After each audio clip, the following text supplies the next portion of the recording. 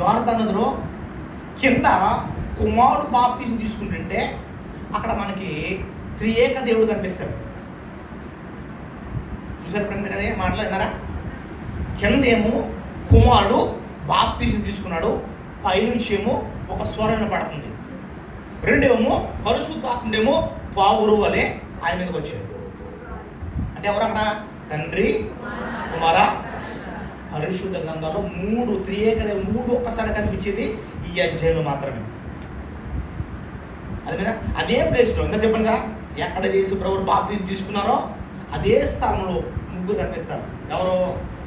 తండ్రేమో పైన మాట్లాడుతుంటాడు, ఈయన ప్రియ కుమారుడని. కిందేమో కుమారుడేమో బాప్తిజం తీసుకున్నాడు, పరిశుద్ధాత్ముడేమో పరిశుద్ధాత్మ పౌరు వలె ఇది వచ్చాడు. ఈ మూడు విడివిడిగా కనిపించే ఒకే చోట ఈ యొక్క బెత్బరాలోనే. బెత్బరా అంటే అర్థం ఏంటి చెప్పాను? దాటించే ఇల్లు లేదా దాటించే, అర్థమైంది కదా? ఇప్పుడు ఎన్ని మాటలు మాట్లాడు మేము?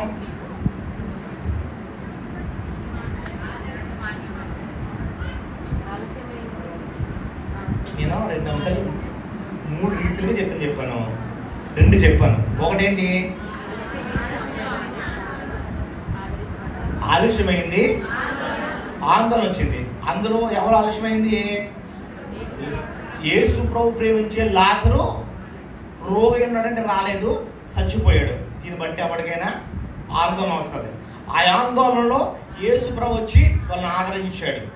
మరియనేమో ఏడుపుతో ఆదరించాడు, మార్తనేమో మాటలతో ఆదరించాడు. క్లియర్గా ఉంది కదా? మూడవది అక్కడ ఆదరణ అంటే అద్భుతం చేశాడు, అందరూ కూడా దేవుణ్ణి ఆరాధించాడు. ఆ మాట చదువుకొని చూడమ్మా, 39 చదువుకుందాం. యేసు రాయి తీయడని చెప్పగా, చూడండి, చనిపోయిన వారి సహోదరైన మార్త, ప్రభువా అతడు చనిపోయి 4 దినములైన కనుక చెప్పిను. అందుకు యేసు, నువ్వు నమ్మిన ఎడలా సరిపోతుంది. ఏంటి? ఏం నమ్మాలి? ఏం నమ్మాలి? అది కాదమ్మా. ఇప్పుడు మనం అన్నీ నమ్ముతాం, బైబిల్లో వాక్యం చెప్పినంతసేపు బాగా నమ్ముతాం. ఆ గుమ్మం దాటగానే వస్తుందా? రోడ్డు మీద నిమ్మకాయ పడేస్తే అనవసరం తొక్కింది నా కూతురు, నాకు ఇది నీరసం పట్టుకుంది, లేవా? ఉన్నాయండి. రోడ్డు మీద నిమ్మకాయ తప్పకూడదు. దేవుడేమో నా ఎర్ర చేతుల నుంచి ఎక్కుకున్నాడు రా, నా ఎర్ర చేతుల నుంచి ఎక్కుకున్నాను, నీకే వ్యాధి రోగం అక్కడ కాపాడుతారంటే మనమేమో అది గాలిలో పట్టు చేసిందండి, అడేదో తీసి నా మీద పడేసాడండి. ఏమో నమ్మకాల ఖచ్చితంగా చెప్తుంది దేవుని సేవకుడిగా. నా బ్రతుకుల్లో ఒకరోజు మా అమ్మగారికి కొట్టుమూత పెడతారు, కొట్టుమూత చచ్చిపోవడానికి. మా అమ్మ చాలా హాస్పిటల్ తిరిగింది, ఎక్కడికి అవ్వలేదు. ఇంకా చచ్చిపోతావు, ఒక్కో నల్లపూడి అంటారంట, ఏ చెప్పాడు, లీజ్ చెప్పాడు. నన్ను అప్పుడు చిన్నవాడు, నేను ఇంకా 14-15 సంవత్సరాలు ఉంటే ఉన్నాను. అప్పుడు నా దేవుడు అంటే పెద్దగా తెలియదు. మనం దేవుడిని అనుకున్నాం, నువ్వు రోజు ప్రార్థన చేస్తావు. ఆ కోళ్ళు వల్ల ఏం చేస్తాయమ్మా? ఆడంత బతుకు బాగుంటే ఆడు గుడిసి ఎందుకు ఎడుతాడు? నీకేదో కొట్టుమతి పెట్టి తీసేస్తున్నాడు కదా, ఆడు గుడిసి ఎందుకు ఎడుతాడు? నీ కోడి బతుకు ఆడ ఎందుకు బాధ పెడతాడు? ఓ కోడి తిండిలేక ఆడేది ఎడుతున్నాడు. అలాంటి చేయకమ్మా, పని చేయాలి. నువ్వు మోకరించి ప్రార్థన చేయాలి. దేవుడికి శ్వాస ఇవ్వకపోయినా పర్లేదు, నువ్వు చచ్చిపోయినా పర్లేదు, దేవుని సన్నిధిలో ఉంటావు, ప్రార్థన చేయని చెప్పాలి. అది చెప్పండి, దేవుని పూర్వీకుని చెప్తున్నాను నేను. ఆ నైట్ మా అమ్మ అస్సలు పడుకోలేదు, చాలా ప్రార్థన చేసింది. నేటికి సజీవంగా ఉంది. దేవునికి స్తోత్రం. తర్వాత నా తల్లిని యెరూషలేము తీసుకెళ్ళి యేసు ప్రభువారు ఏ యొక్క నేతను తీసుకున్నారో అదే బాప్తిస్మలో దానికి బాప్తిసం ఇచ్చారు. దేవునికి స్తోత్రం. అంటే ఈ నది ఏం గొప్పది కాదు, కానీ నేను నా తల్లికి అక్కడ ఉన్న రుచిని చూపించాలని. ఎందుకు తెలుసా? అటువంటి మూఢనమ్మకాలు ఏమేమన్నా పట్టించుకోవద్దు. నిజమైన దేవుడు ఎవరు తెలుసుకోలేవు. అక్కడ అన్నాడు కదా, నువ్వు నమ్మితే దేవుని యొక్క మహిమను చూస్తావు. నీకు నమ్మకం లేకపోతే దేవుని మహిమ ఏం చూడలేవు. నేను చెప్పాను కదా, ఒక పూట తినడానికి తిండలేని నా బ్రతుకును, నా జీవితాన్ని ఇజ్రాయెల్ దేశంలో ప్రపంచం నడువట్లో మీకు మ్యాప్ పెట్టుకుంటే ప్రపంచం నడువట్లో చిన్నది ఉంటుంది, చిన్నది ఇజ్రాయెల్ దేశం. మహా తిరిగితే 5 గంటలు జర్నీ, బార్డర్ టు బార్డర్. అటువంటి ప్రపంచం నడువట్లో నన్ను దేవుడు వాడుకుంటూ ఉన్నాడు. దేవునికి స్తోత్రం. ఏం తెలుసా? ఆయన నమ్మ నేను ఒక పూట తినడానికి తిండి లేనప్పుడు, ఉండడానికి కూర్చు లేనప్పుడు ఆయన మీద ఆధారపడ్డాను. దేవుడు నన్ను ఏమాత్రం కూడా సిగ్గుపరచకుండా ఈరోజు వీళ్ళందరూ వాళ్ళకి వాక్యం చెప్పగలిగే ధైర్యంగా కదా ఏమించగలిగాడు. అందుకే మనం ఎప్పుడైనా సరే ఏ తలపెట్టినా సరే 2 వ్యక్తి చెప్పదు. నీ సీక్రెట్గా దేవుని మోకరించు. ప్రభువా నువ్వు ఇస్తున్నావు, నువ్వు ఇస్తావు, నీ మహిమను చూడాలి అని ప్రార్థించు. గొప్ప కార్యం చేస్తావు. ఈరోజు ఇక్కడ నా ఎవ్వరైనా సరే ఏ ఆందోళన తెలియదు, నీ ప్రార్థనకి ఆలస్యం అవుతుందని ఆందోళన ఉన్నావా? నిన్ను ఆదరించేవాడు లేక బాధపడుతున్నావా? అయితే ఈ రాత్రి, ఈ పగటి వేళ దేవుని సన్నిధిలో దేవుని మాట్లాడుతారు. మనందరము కూడా ఖచ్చితంగా చెప్తున్నాను, రాష్ట్రంలో చెప్తున్నాను, దేవుడిని నమ్మితే దేవుని మహిమను చూస్తావు.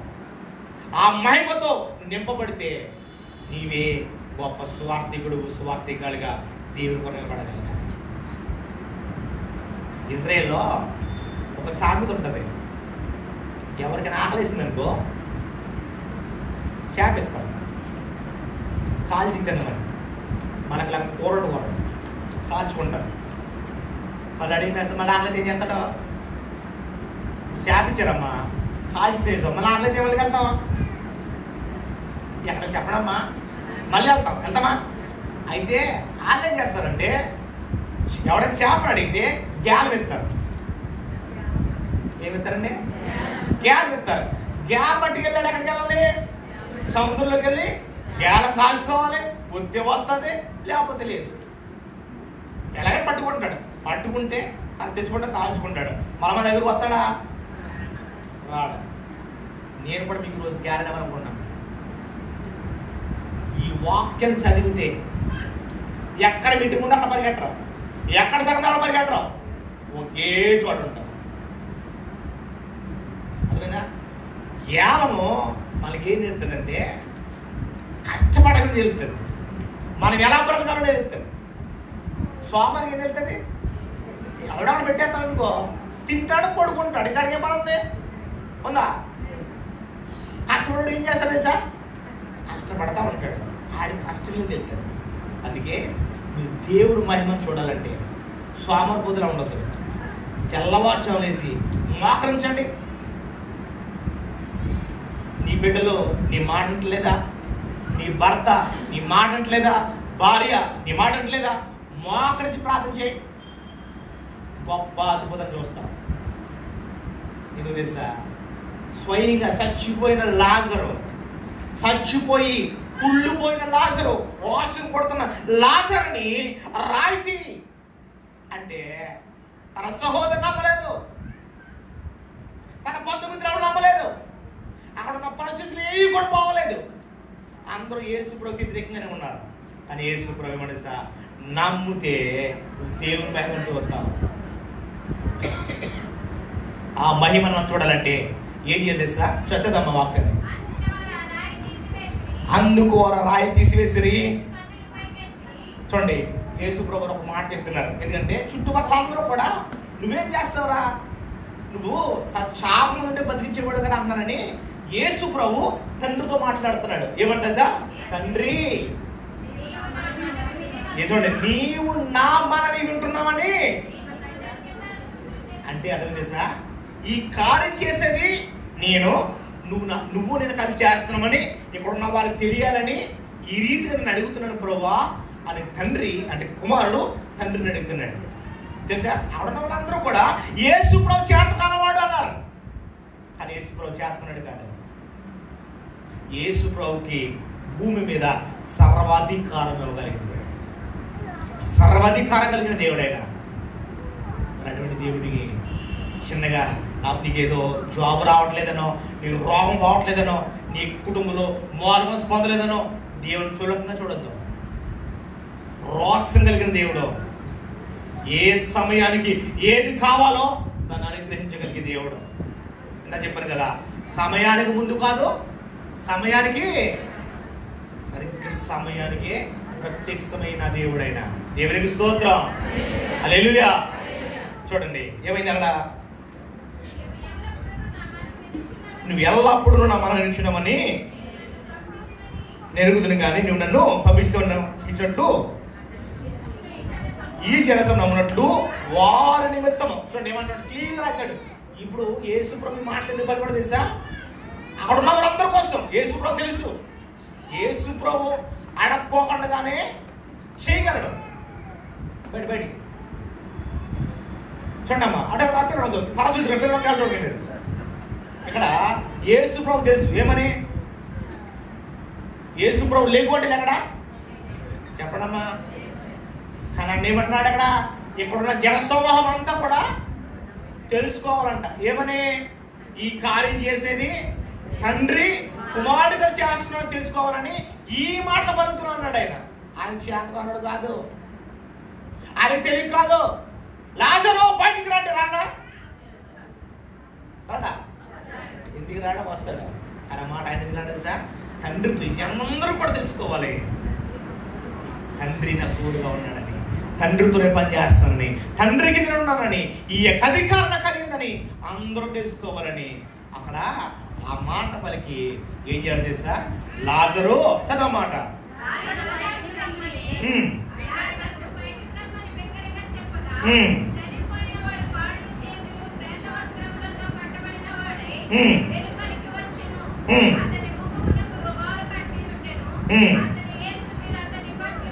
చూడండి ఇందా చూపించాను కదా మీకు, ఇందా చూపించానా ఏంటయ్యే అక్కడ మీకు ఆ వస్త్రాలు కనిపించినాయా? అదే వస్త్రాలు చచ్చిపోయిన వాళ్ళని ఇక్కడ హిందువులు అంటే మనోళ్ళు కడతారు, అంటే పైకి కడతారు, మనోళ్ళు చేస్తారంటే అంగీలా తోడుకేస్తాం అంతేనా? అయితే కుళ్ళు కూడా మూసేస్తారు అక్కడ. ఇక్కడైతే మనకైతే ఉంచుతారు.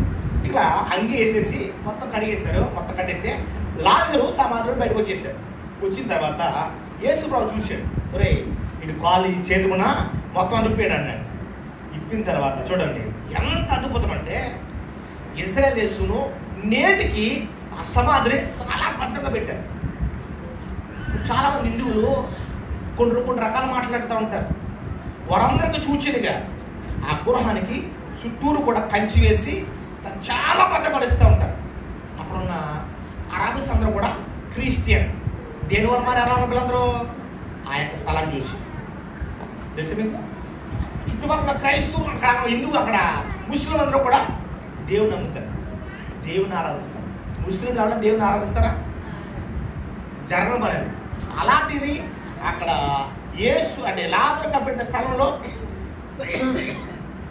ఆ స్థలంలో వారందరూ కూడా మొత్తం సంచులు కట్టేసి తడబడి చేస్తూ ఉంటారు.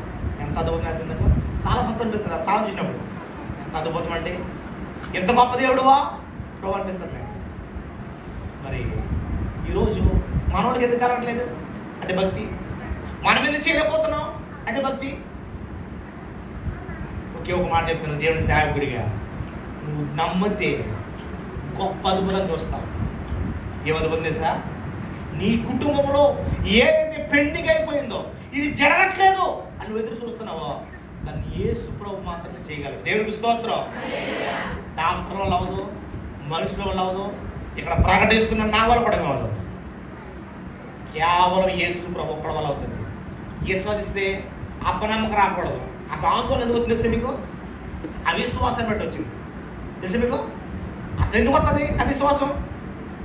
కేసు కూడా రావట్లేదు, చచ్చిపోవడం అంటే ఇంకా లెవితే పోయిందంటే అవిశ్వాసం ఎప్పుడు వచ్చిందో అప్పుడు మన హృదయంలో విశ్వాసం అనేది పక్క వెళ్ళిపోతాం. తెలుసా మీకు?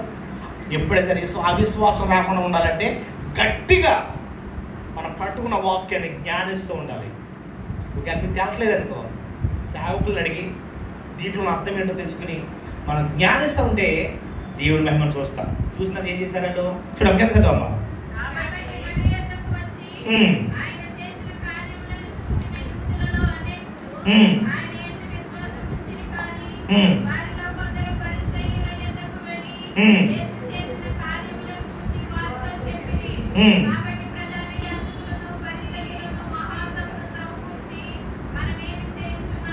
సరిపోతాం. చూడండి, కొంతమందికి మేలు చేసి తట్టుకోలేదు. తెలుసా మీకు? ఇప్పుడు ఎవరికన్నా ఇప్పుడు పీటర్ గారు ఉన్నారండి, ఆయన పరిచయం అభివృద్ధి పొందుతుందనుకో పక్కడు స్వార్థం అవుతుంది. శత్రువు ఎవరికెవడంటే బయట కాదు. ఎవడు శత్రువు? పాస్టర్ శత్రువు. అర్థమంది మీకు? ఇప్పుడు ఈ సేవ అభివృద్ధి పొందుతుందంటే ఎలా దెబ్బతిగా చూస్తారు. నేను ఒకటి చెప్తాను, ఎవరికైనా సరే దేవుని సేవ చేసినప్పుడు మనుషుల మీద ఆధారపడకూడదు. వాక్యం ఏమంటే తెలుసా? మనుషులు నమ్ముడు కంటే అంటే అంటే అర్థమేంటి? మనుషులు కూడా తెలుసా? రే అక్కడ అద్భుతం జరుగుతుందని అనుకోండి, ఎవరు పరిగెడతా ఇక్కడ అక్కడ ఉంటాడా? అక్కడ అద్భుతం జరుగుతుందంటే ఏం కావాలి మనుషులకి? ఏదో అప్పటికప్పుడు ఏదో అద్భుతం జరుగుకోవాలనుకుంటాం. అద్భుతం జరిగితే ఉంది. ఇప్పుడు లాగా చచ్చిపోయి వేసాడు, మరి చచ్చిపోలేదా? మాట్లాడలేదు ఎవరు? లాజరు బ్రతికాడు, బ్రతికించిన తర్వాత మళ్ళా చచ్చిపోయాడా లేదా? గ్యారంటీ మాట్లాడరు. గ్యారంటీ అనంటే మీరు మాట్లాడరు. ఖచ్చితంగా చచ్చిపోయాడు. మనిషి అద్భుతం జరిగినా జరగకపోయినా చచ్చిపోతాం. ఇది గుర్తుంచుకోండి. ఏం జరిగినా జరగక చచ్చిపోతాం. కానీ చచ్చిపోయేటప్పుడు నువ్వెక్కడున్నావు? నువ్వెక్కడికి వెళ్తావు? నేను ఈరోజు చచ్చిపోతే నేను ఎక్కడికి వెళ్తాను?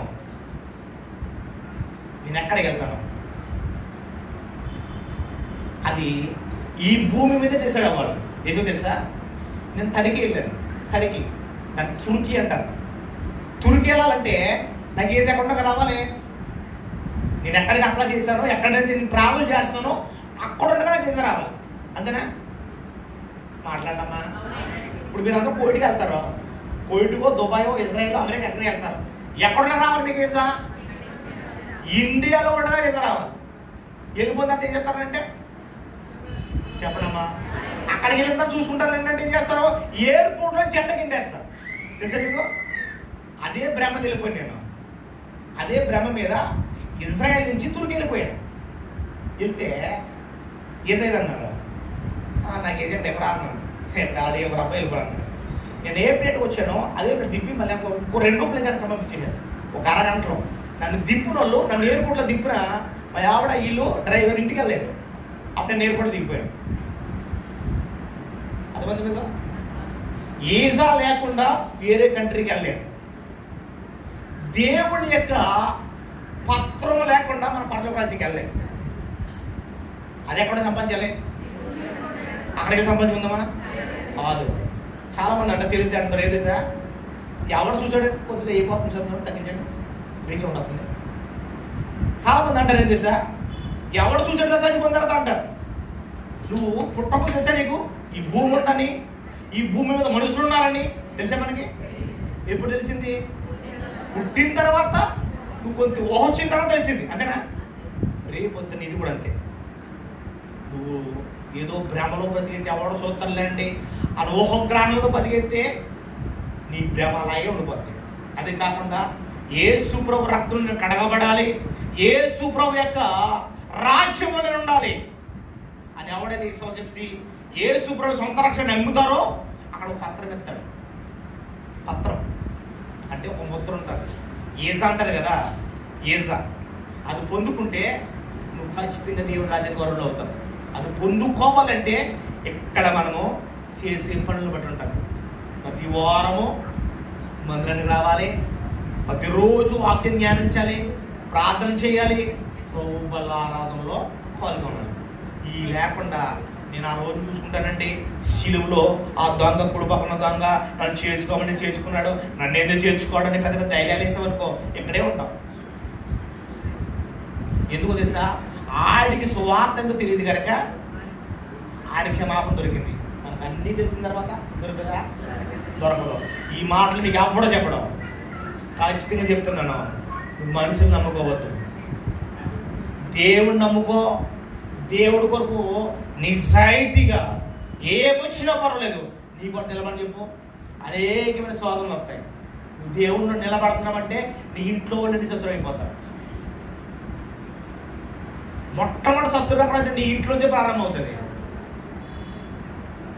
ఎందుకు తెలుసా? పిల్లడి ద్వారానో ప్రార్థన చేయండి ఎవరు, భర్త ద్వారా బయలుదేరి ఎవరు. సరిగ్గా నువ్వు బయలు కనిపించినప్పటికీ నాకు అన్నమెంటో నా బట్టలు ఎక్కడ ఉన్నాయి అప్పుడే అడుగుతాడు. అప్పుడేమవుతుంది? తగ్గిపోతుంది. ఏం కాకుండా దేవుని మీద ఆధారపడి బ్రతుకు. ఒక బాబు గంట, ఒక 8-9 సంవత్సరాల బాబు గంట 2 ఫోటోలు చూపించారంట. 2 ఫోటోలు. ఒక ఫోటో ఏమో చాలా అందంగా ఉంది, వాతావరణం మంచి నీట్గా ఉంది, చాలా కుందేళ్ళు ఉన్నాయి, ఉడతలు ఉన్నాయి, చాలా మంచి మంచి బొమ్మలన్నీ పక్షులన్నీ ఉన్నాయి, చాలా బాగుంది. ఆ ఫోటో ఎవరు చూసినా కూడా చాలా బాగుంది అంటారు. అటువంటి ఫోటో ఒకటిని.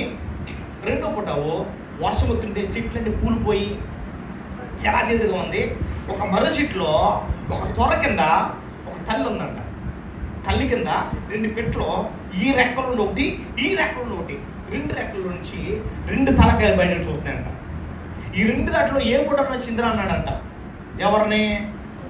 ఒక బాబుని. ఆ బాబు అన్నాడంట, మొదటి ఫోటో పక్కన పెట్టి ఈ ఫోటో వచ్చింది అన్నాడంట. ఈ ఫోటో మీకు ఎందుకు నచ్చిందిరా అంటే, ఆ బాబు అన్నాడంట, ఇక్కడ అన్నీ బాగున్నాయి కానీ తల్లిదండ్రులు లేనన్నాడు. ఎవరు లేరండి? ఇక్కడ అన్నీ బాగున్నాయి కానీ ఆదరించేవాడు లేడు అన్నాడంట. ఇక్కడ అంత గజిబిజిగా ఉంది కానీ తల్లి ఆదరణ ఉంది. దేవునికి స్తోత్రం. నువ్వెంత శ్రమలో ఉన్నా, ఎంత బాధలో ఉన్నా నిన్ను ఆదరించేవాడు యేసయ్య ఒక్కడ మాత్రమే. దేవునికి స్తోత్రం. అటువంటి యేసయ్యని నువ్వు ఆదరించు, ఆశ్రయించు, ఆయన గొప్ప విడుదలిస్తాడు. అటు దీవెన ఆశీర్వాదాలు దేవుడు మనకు అనుగ్రహించాలని నా యొక్క మాటలు తెలియపరుస్తూ మాటలు ముగిస్తున్నాను. దేవుడు మాటలు దీవించిన గాక. ఆమేన్. అందరికీ నా మరణాతులండి. ఈ నెల 29వ తారీఖుని మా యొక్క బాబు అరియల్ రత్నం బర్త్డే.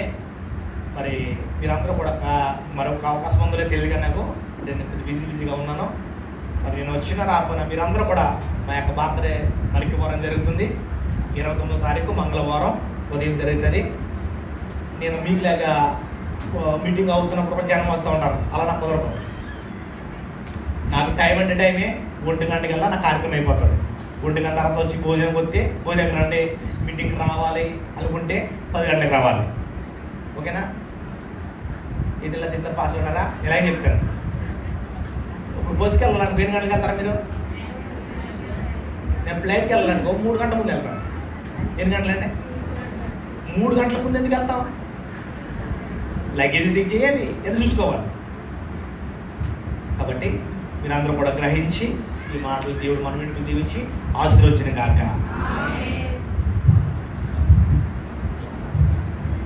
ప్రార్థన చేసుకుందామండి. అందరూ కూడా మోకరించండి, కూర్చోవద్దు. ఒకవేళ మోకరించలేని వాళ్ళు చూడాలి. మోకరించగలిగిన వారు అందరూ మోకరించండి. మోకరించడం మంచిది కనుక మోకరించగలిగిన వారు అందరూ మోకరించండి. మోకరించలేనటువంటి వృద్ధాప్యం ఉన్నవారు లేచి నిలబడండి. ప్రార్థన. బైబిల్లో అబ్రహాము తన కుమారుడు ఇస్సాకుకి భార్యను చూడడానికి తన ఇంటి పెద్ద దాసుడు ఎలియాజరు తనతో పాటు కొన్ని ఒంట్లు వెళ్తాయి. ఎక్కడికి? ఇస్సాకు భార్యని చూడడానికి. అక్కడ తన ఇంటి పెద్ద దాసుడు ఎలియాజరు ఒక మాట అంటాడు, ఇక్కడ నేను నా ఒంటులు మోకరిస్తాను.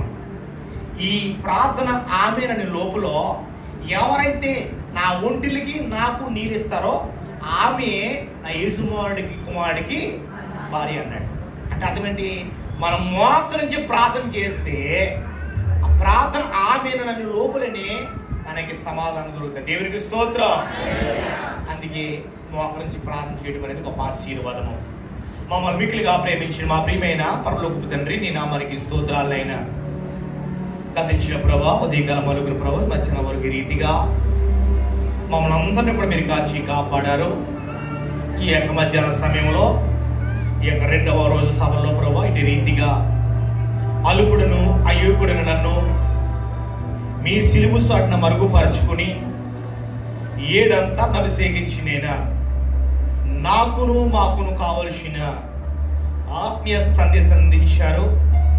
అలాగే తండ్రి, నాకంటే ముందుగా దైవజనులు ప్రభా ఇరువురు మాట్లాడారు. వారిని వారి కుటుంబాన్ని కూడా మీరు దీవించమని కూడా ప్రార్థిస్తామన్నాను. ఈ కార్యక్రమాన్ని ఏర్పాటు చేసిన పెద్దమ్మ గారిని బట్టి స్తోత్రాలు తండ్రి. ఇచ్చిన అయ్యగారిని, అయ్యగారు ఇచ్చిన అమ్మగారిని, వారి కుటుంబాన్ని అందరూ కూడా దీవించండి, ఆశీర్వదించండి. నేను ఈ యొక్క మధ్యాహ్న సమయంలో ఈ యొక్క వాక్యం విన్న నీ బిడ్డలందరూ కూడా ప్రభా ఏ ఆందోళన ఉందనో మాకు తెలియదు, కానీ ప్రభా ఆలస్యమైందని ఆందోళన రావచ్చు. ప్రభా ఆందోళన ఉన్న వారికి ప్రభా ఆధారం కావాలి కనుక నీవే అద్భుతమైన ఆధారం కలిగించి ప్రభా వారికి విడుదల దయచేయమని ప్రార్థిస్తామని తండ్రి. ఎవరు ఏ సమస్యతో ఉన్నారో, ఏ యొక్క ఇరుకులతో ఉన్నారో, ఏ యొక్క ఇబ్బందితో ఉన్నారో ప్రభా ప్రతి ఒక్క బిడ్డను నజరేయుడైన యేసు నామములో ప్రభా శిరస్సు మలుపుని అరీకారులు కడిగిన వారికి స్వస్థత దయచేయమని ప్రార్థిస్తామన్నాను. వింటున్న బిడ్డలో పంపిస్తున్న ప్రతి ఒక్క బిడ్డను కూడా దీవించమని, ఈ రాత్రి ఈ యొక్క వాక్యం వింటున్న ప్రతి ఒక్క బిడ్డను మీరు బలపరచమని ప్రభా ప్రతి ఒక్క బిడ్డను కూడా ప్రభా మీరు రాకపరచుకోమని ప్రార్థిస్తామని తండ్రి. అతని కుటుంబాన్ని దీవించండి. ఇప్పుడు మిమ్మల్ని ఆరాధిస్తున్న ప్రభా మాతో మీరు ఉండమని కూడా ప్రార్థిస్తామని తండ్రి. ఎవరైతే రాలేకపోయినారో వచ్చి మళ్ళీ రోజున కూడా ప్రభా రాగల కార్యం జరిగించి ప్రార్థిస్తున్నాను. ఎంతో ప్రయాసపడి ఇది సేవకుడు ఈ కార్యక్రమాన్ని నడిపిస్తుండగా ఆవిడకి కావలసిన దీవెనను ఆశీర్వాదాలు పట్టి మీరు విడిచిపెట్టమని నిత్యన సేవకుడుగా నేను ప్రార్థించి ఆశీర్వదిస్తుండగా నీ పరలోకమైన దీవెన ఆశీర్వాదాలు ఈ భూమి మీద పొందుకునే భాగ్యం కృపణకి ఇచ్చమని ఈ రాత్రి ఇచ్చిన బలపదచ్చమని యేసు నామమున అడుగుచున్నా తండ్రి, ఆమేన్. అందరికీ నిండు మరణాతలండి. దేవుడు మిమ్మల్ని మీ కుటుంబాన్ని దీవించిన గాక. ఆమేన్. చెప్పండి గట్టిగా.